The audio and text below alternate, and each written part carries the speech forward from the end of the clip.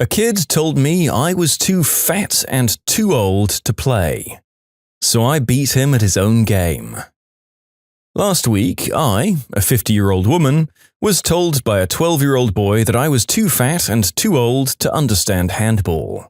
I watched him play with the other kids for a bit, and he was a complete C-word about it all. He had deliberately taunt the younger kids, promised them he wouldn't get them out, and then send devastatingly fast balls at their heads and point and laugh when they got out of the way. He changed the rules so he never got out and blatantly cheated.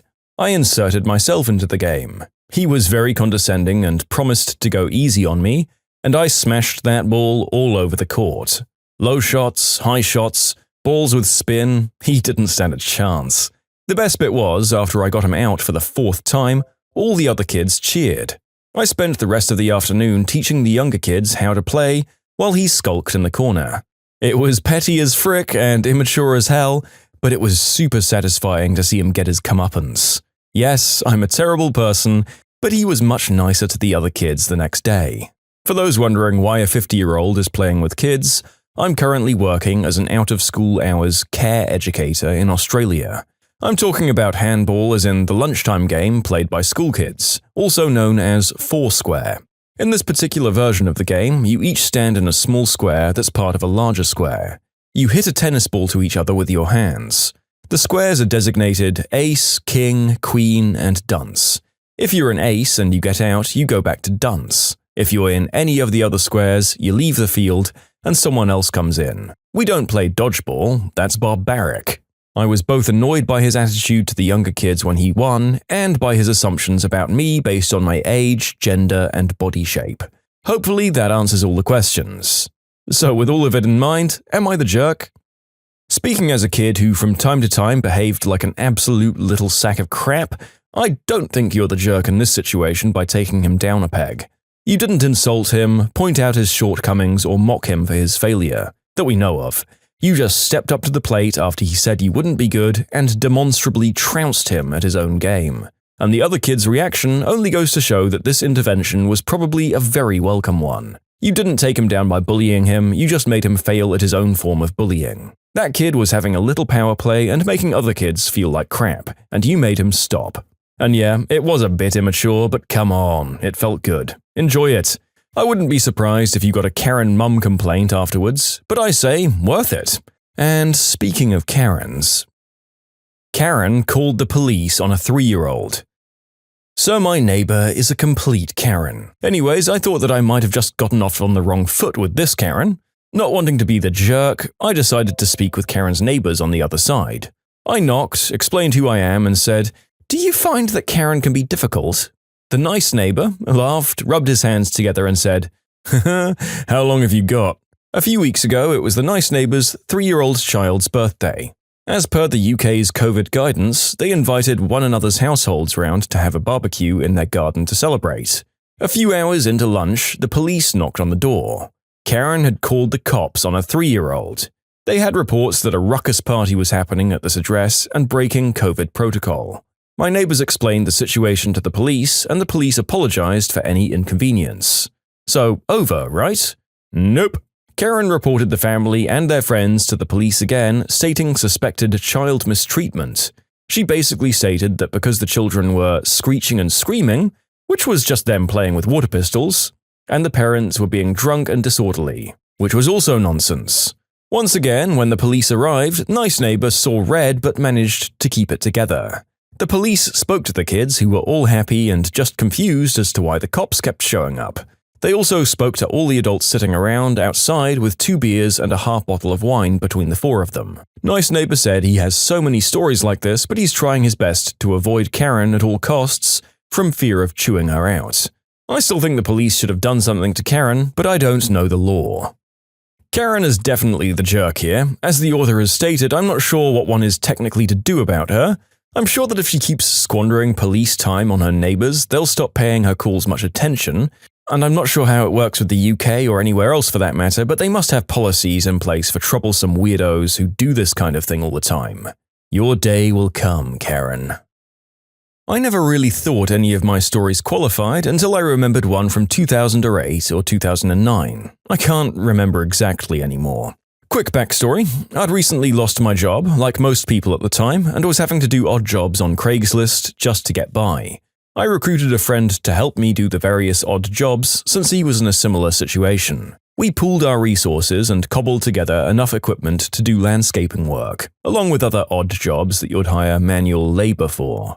We were both young, like early 20s, and didn't really know when we were getting scammed or fooled. We got a call on one of our ads to do some landscaping work for a guy who happened to live about a mile away. Awesome! We won't have to spend much on gas, but we will have to sacrifice our Labor Day weekend to do the job since it was a large job. The guy asked us to put in a raised bed that essentially wrapped around his entire house. Imagine a house in a newly built subdivision that has a smallish yard and a few trees. He wanted the bed to be built with landscaping bricks and wanted us to copy a style that his neighbor had done. Cool, no problem. We try to discuss payment, but he keeps giving us the runaround. Because we were in a desperate situation, we get fooled into doing the work with no agreed-upon labor fee. This was our mistake and one that we never made again. We were just happy to have some work. We spent 2 full days working our butts off in the middle of summer and not really knowing what or when we were getting paid. We were using our tools, trucks, and time, grinding away, but we kept wondering why this guy was acting so shady. Finally, on day 3, near the end of the day, I was fed up with all the runaround and knocked on the door and confronted the guy about payment. He starts getting all aggressive and starts threatening us with non-payment, which immediately escalates the situation. I grab my friend and bring him into the argument. After about 30 minutes of arguing, the guy decides he'll pay us $70 for the work. Yeah, 70 frickin' bucks to split between us after 3 days of labor. Cool, screw us, right? We loaded up our truck with the tools, then waited for the guy to come around with our cash. This jerk comes out with a huge wad of cash, but proceeds to only hand over 70 bucks. Frickin' C-word. We collect our money and grab our last item, a tarpaulin. We had been using a really large tarp to put weeds, grass, and extra dirt on to make our lives easier since we didn't have a wheelbarrow at the time. The accumulated mound on this thing had to have been 4 feet high. We drag it into the middle of his front yard and dump the tarp. This is the first screw you. He was begging us not to do it, but he could eat a member at this point. We load up and peel out because, angry youngsters. And now for the pro-revenge part. My friend's mum was a real landscaper. She heard our story and offered up some excellent revenge advice. Take the backpack sprayers we had, fill them with a warm saltwater mix, then ride over and spray his yard. We planned to do this about 2 months later. When the time came, we executed the plan late at night, around 2 a.m. We parked down at the pool parking lot, walked down to his house and absolutely bombed this guy's yard. We came back about a month later and everything was dead or dying. Flowers, grass, small trees, all of it. You want to screw with the guys that are doing your yard work? Frick your yard. In short, Guy gives us the runaround on payment for a landscaping job.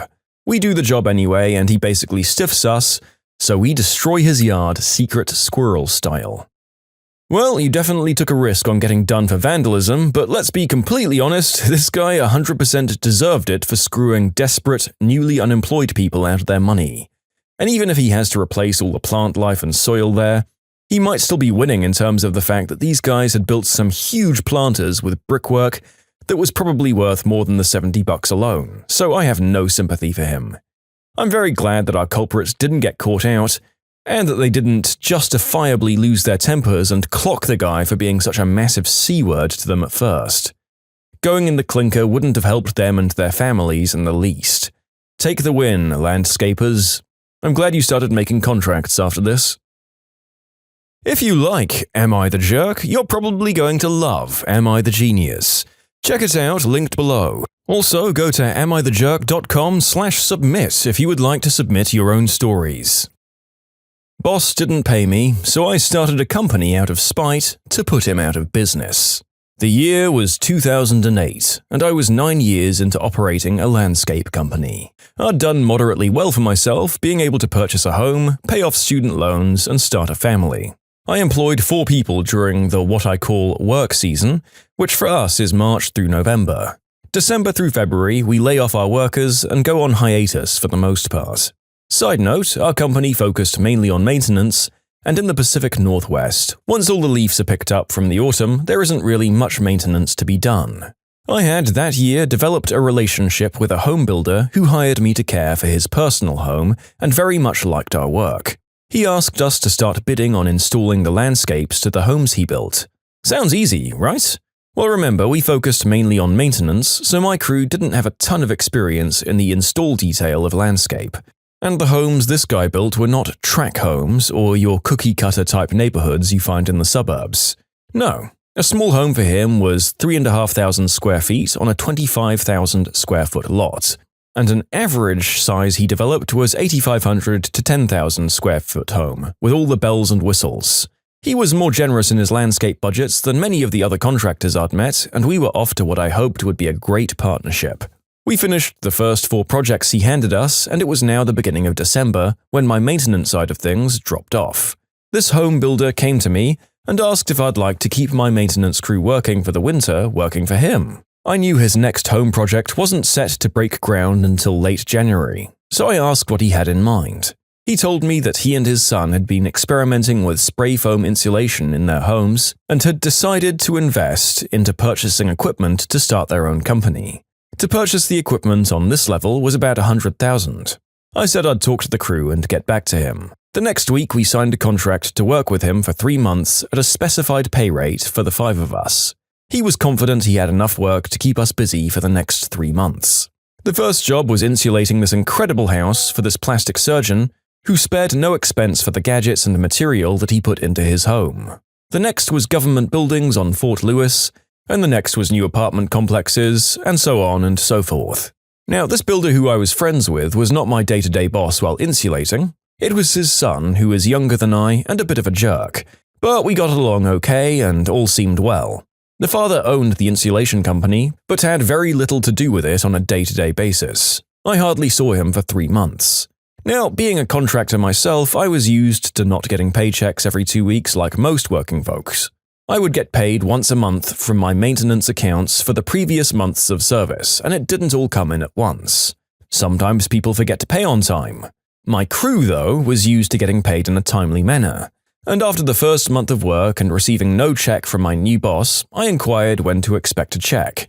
He assured me that once the checks started rolling in, that we would see our money. I totally get how that works, especially for a new company trying to get off the ground. So I paid my guys to keep the peace on my end, and my boss and I worked out an agreement that I would keep track of everything paid and that he would cut me a check once he was able to. I also had an outstanding landscape invoice out with the father of over $10,000 that I wasn't really worried about because he wasn't always super quick about payment. Not that I had to hound him about it, but you understand. Now we're at the end of February of 2009 and it was time to gear up for the new season of landscape maintenance and put my crew back to work outside. Still no payment from insulation or the last landscape projects. Things got ugly real fast as I started daily phone calls to the son now that we didn't see each other as often. I called the father as well, who more or less ignored me. The son stopped answering my calls and texts. The father never had a straight answer for me. Now mid-April of 2009. Most of the communication has stopped on their end. I filed a contractor's lien on the landscape project to be paid out before the house sold, which prompted a call from the father to invite me to his home for lunch and talk. I accepted, thinking he was going to offer me a deal of some kind based on my past history with him. He basically told me that he had been, over the years, screwed out of money by different people, and that it was something I was going to have to learn to live with. My response was, I've been screwed out of money that people owe me as well, just not by anyone I considered a friend. I left his house determined to stick it to him. May 5th, 2009, I started a spray foam insulation company with the same level of equipment that he had, but about a year less experience than he had at that point. And on May 7th, 2 days later, I get a call from the father asking a landscape question, acting as if we were on normal terms. My response was, "Oh, I don't landscape anymore. I spray foam." "What are you talking about?" he asked. When I explained to him that I was operating a spray foam insulation company, he ended the phone call rather quickly. I then received a phone call from his son 5 minutes later, who had ignored my calls for the last many weeks, threatening me that he'd destroy my hopes of making it as an insulator and that no little landscaper could or would make it in this community. As a side note, with my newly formed company, there were now approximately 4 or 5 companies in the Pacific Northwest performing this kind of service. It's a small circle of people in the insulation world, and word gets around pretty quickly who does what. Our very first job was handed to us by our material supplier, which happened to be his supplier, and that job was a fix. Apparently that very first job we'd worked on, that plastic surgeon's house if you recall, was insulated incorrectly and with poor workmanship. Luckily, my only involvement on that house was prep work and cleanup. We ended up removing all of the insulation and reinstalling it. About a $65K job, which the owner of the house turned around and sued my old boss for and won. We then acquired the government contract at Fort Lewis that he had had because of poor communication on his part. So we systematically took apart his company by being better and more honest with people. The story spread in the spray foam insulation world, and we became somewhat hero-like in this region because they'd screwed so many people over. Oh, and at that time, if you might remember, the housing market took a giant crap, and guess who had 4 very large houses sitting out there that couldn't sell? Yup, the father, who ended up going bankrupt by mid-2009. The son, on the other hand, kept his head above water somehow a bit longer, but in October of 2009, I got a call from a repo man asking if I knew the son and where to find his spray foam equipment. My father-in-law happens to be a retired cop and private investigator, and I put him on the case to find said equipment. 2 days later, he called with the address and specific location of the equipment, which was behind a barn on an island with the tires aired down. I made the call to the repo man, and 2 hours later, he called me from his lot as he was pulling in with a very large trailer behind his truck, asking where he could send the bounty check. I kept the insulation business for about 3 years before being bought out by another company. I also kept the landscape company and still run it to this day. Moral of the story, landscapers may work in the dirt and seem simple, but tick one off and they will ruin you. Wow. Well, if anything, you were too kind and patient with these absolute jerks. If you had a contract with them, I feel like you could have just sued them for withholding payment right off the bat, so maybe just keeping on like you did was the right thing for you. Reassuring to know that if you deal honestly with people and do a good job, that you can still make it in some areas of development. I know that some contractors get a lot of bad rap. Guys like the author tend to get a lot of returning customers just by being decent people, and fair enough. And it's not at all surprising that the people who wrote contracts in bad faith did a crummy job. I'm just glad they got what was coming to them. Very satisfying. Am I the jerk for sending my dying mother to the hospice because of what she said? I lost my wife 5 years ago. She had a 10-year-old son who I got custody of after she passed away. The bio dad signed off parental rights at birth and never even met the kid. And we had a 6-year-old daughter together. My 10-year-old son, I consider him a son, has Down syndrome. My dying mother asked to come live with me 2 weeks ago to spend more time with us because she's dying and has only months to live. I told her she can come spend a week here first. She's here now, and we'll see how it works for everyone, most of all the kids. She came and things were going okay. Then a few years ago, she special ordered a new set of toys for my 6-year-old, a really expensive set, which I let fly even though I don't normally just let my kids choose hundreds of dollars worth of toys. But I get that she was trying to do something nice for her grandkids. Then today the set arrived just before dinner, and at dinner I asked my son what toys he chose. He said he didn't choose any toys, and I asked my mum what he chose. My son sometimes mixes things up, and I thought he just forgot. She said that she only bought the toys for her grandbaby, and I said that she has 2 grandkids, because I have 2 children, right? Then she says, "He's not your son." And I told the kids to go and play in the living room and told my mother that kind of talking is unacceptable in my house. She then said, "It's true. You have no obligation here. You should just go foster care or stick it in a facility before your life is ruined." I flipped out, called her all sorts of names, and told her I'll be calling hospice first thing in the morning and have them take her the same day, which I did. She cried all night and begged me not to make her go die alone in hospice, but I said she crossed the line and I'm done. I'll still visit my mother in hospice if she wants me to. My aunts called me a jerk, some of my friends said I should just let it go because her time is limited, and my sister, who lives abroad, said it was just plain cruel. My cousins said that what she said was awful and I did the right thing. I feel a little bit guilty over it anyway. Am I the jerk? No. If she's going to be that callous and awful about your adopted son and is incapable of showing compassion to them, then she sure as heck doesn't deserve any compassion herself. Advocating for you to slap it in a facility and then crying when she's put in one is about as good of a test of personality as you'd need. This sounds like a horrible situation for you to be in, But it's not fair to your kids to be in the house with an old lady who's going to talk about one of them as an it and go doling out preferential treatment.